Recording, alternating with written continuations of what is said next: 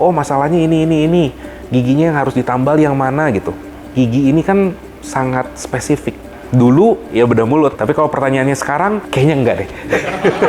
Kayaknya enggak.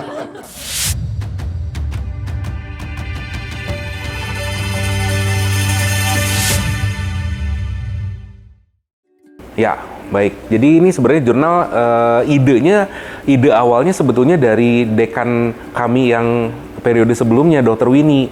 Nah, Dr. Winnie yang punya ide, kita laksanakan waktu itu bersama Dr. Grace juga. Kami membuat konsep gitu ya, bagaimana pencatatan kondisi kesehatan rongga mulut anak, tapi di luar. Kalau selama ini kan rekam medis itu kan dicatatnya ketika mereka datang ke rumah sakit atau ke klinik.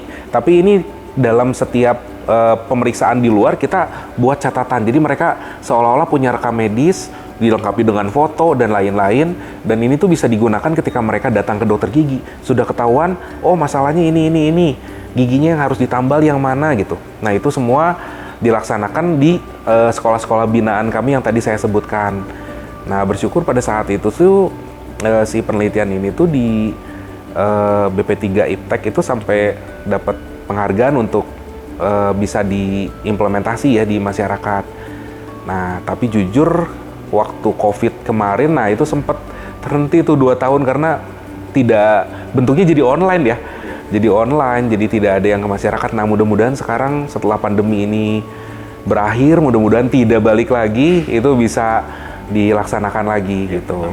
Ya, tentu dental forensik ini termasuk salah satu yang jadi utama ya, ketika untuk mengidentifikasi, membandingkan sebelum misalkan antemortem dan postmortem gitu ya, sebelum meninggal dan sesudah meninggal, karena gigi ini kan sangat spesifik. Gigi ini tuh punya identitas yang tidak bisa sama antar orang yang satu, individu yang satu dengan individu yang lain. Jadi menurut saya sih kedepannya ini akan terus berkembang, saat ini pun sudah gitu. Dan forensik ini mulai tahun ini tuh nanti akan diterapkan di profesi ya. Jadi mudah-mudahan menurut saya sih akan lebih berkembang lagi ke depannya ya tentang forensik ini. Nah, salah satu kendalanya yang terkait tadi kartu gigi tadi, kadang si data antemortemnya itu tidak lengkap kalau di kita. Jadi ketika dibandingkan, loh kok rekam medisnya nggak lengkap. Kami juga pernah membuat penelitian menilai praktisi dokter gigi di Kota Bandung kelengkapan rekam medisnya.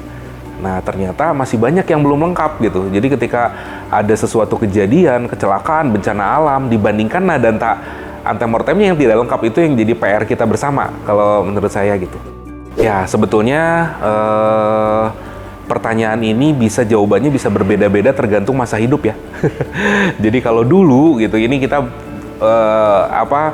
mungkin flashback gitu ya, balik kembali mundur. Dulu ketika saya selesai masa bakti PTT, itu ada 2 bidang yang saya sangat suka. Itu karena tentunya ketika saya di lapangan, 2 bidang ini yang sangat menurut saya berperan.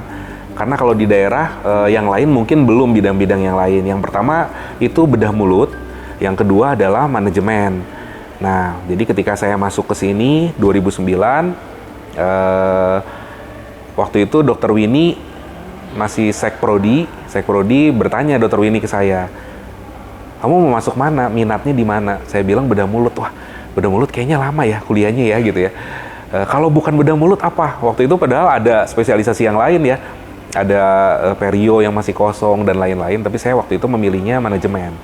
Jadi saya bilang ya udah, kalau memang tidak memungkinkan saya ambil manajemen rumah sakit. Nah, ketika saya ngambil manajemen rumah sakit, nah ini saya suka cerita nih sama teman-teman mahasiswa, hati-hati ya kalian kalau ngambil manajemen rumah sakit, cuci otak, karena begitu masuk manajemen ketemu para entrepreneur, teman-teman, jadi berpikirnya gimana caranya ya untuk mengelola sebuah klinik, nanti bisa kalau sebagai praktisi itu kan kita self-employee ya. Betul. Kalau kita tidak praktek berarti kita tidak menghasilkan. Tapi kalau seorang manajer, seorang pemilik klinik, ketika kita tidak berpraktek masih tetap ada pemasukan, meskipun tentu tidak sebesar kalau kita langsung praktek. Nah jadi kalau pertanyaannya dulu ya bedah mulut. Tapi kalau pertanyaannya sekarang, kayaknya enggak deh.